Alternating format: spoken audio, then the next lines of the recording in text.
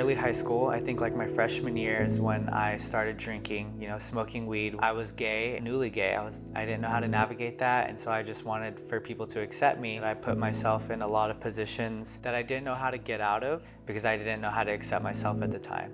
So that definitely pushed me into using with other people.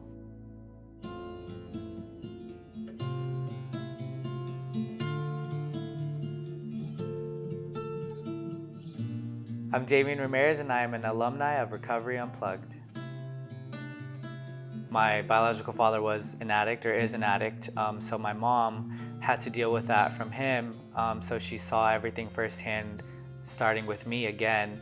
And that was difficult for her, and at times they didn't know what to do or how to handle the situation. My first exposure to drugs and alcohol was early high school. I think like my freshman year is when I started drinking, smoking weed with just friends. I just wanted to fit in, and I moved a lot, so I was always the new kid, and so like me, that was the first time in my life that I kind of felt that people accepted me, and it kind of gave me like this boost of confidence. The first time I took a hard drug was ecstasy, and that was at 15.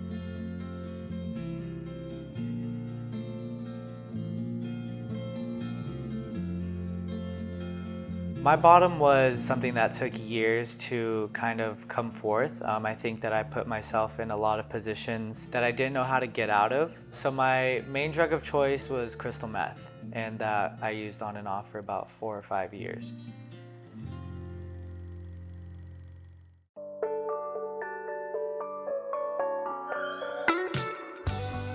What brought me to Recovery Unplugged was, I think, just desperation of wanting to get help and just all these negative things that come along with using. Even before I actually came into Recovery Unplugged, when I was on the phone with them, they started asking me questions about the type of music that I liked, who my favorite artists were, what some of my favorite songs were. And then when I got here, they offered us like these little MP3 players, and they had some of my favorite songs on there. They personalized it, and they gave me music to listen to while I'm going through stuff, in between groups. Like we would have groups about certain songs that mean something to us and explain the meaning behind it, So from the beginning, it was like they knew that music is a way for healing for some people, And for me, I got through a lot of dark times here because of that little MP3 player that they gave us.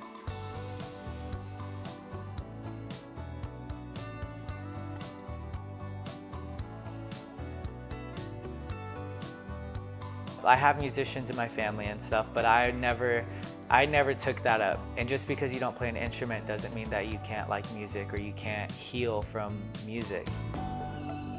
So definitely what started, I think, as a simple, innocent going out with friends, going out to the nightclubs, turned into fueling my addiction. The scene itself is intense. It can be super crazy. There's a lot of drugs that go on at bars, at nightclubs, and I think that I liked the rush of all that for a long time, But coming into recovery, it's something that I had to take a step back from for a while because I needed to, protect myself, and I needed to make sure that my recovery is the most important thing in my life. But that doesn't mean that I don't go out and dance. I still go to the gay clubs, I still go to those nightclubs, but I go with a group of people who I can count on, who will hold me accountable. And I've learned a lot about myself, that I don't need the drugs and I don't need alcohol to be myself and to go out on the dance floor and just have the best time of my life,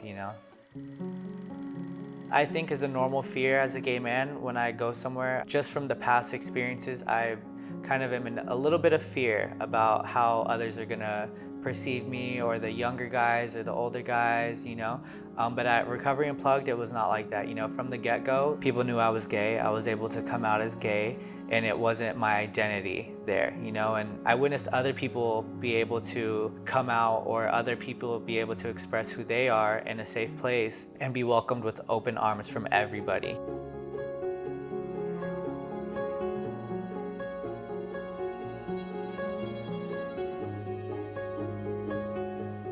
I had never really fully lived in a community like here in South Florida, where it's such a predominantly like gay area, so that definitely helps because there's meetings specifically for gay and lesbians and LGBTQ, and that was a big thing for me because I felt safe for the first time in my life somewhere that I moved.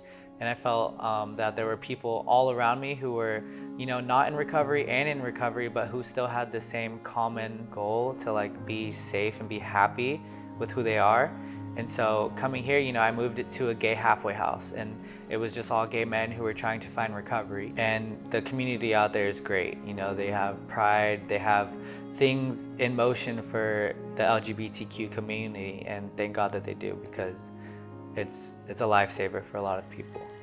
A message I would give to somebody who's still struggling is just don't give up. I was afraid to tell the truth about what I was feeling for so long because I was in fear of other people judging me. There's gonna be those days when you feel like it's the end of the road for you. If you need it, don't be scared. You potentially could be taking the biggest step of your life, and it could be the biggest and most proud moment of your life to ask for help.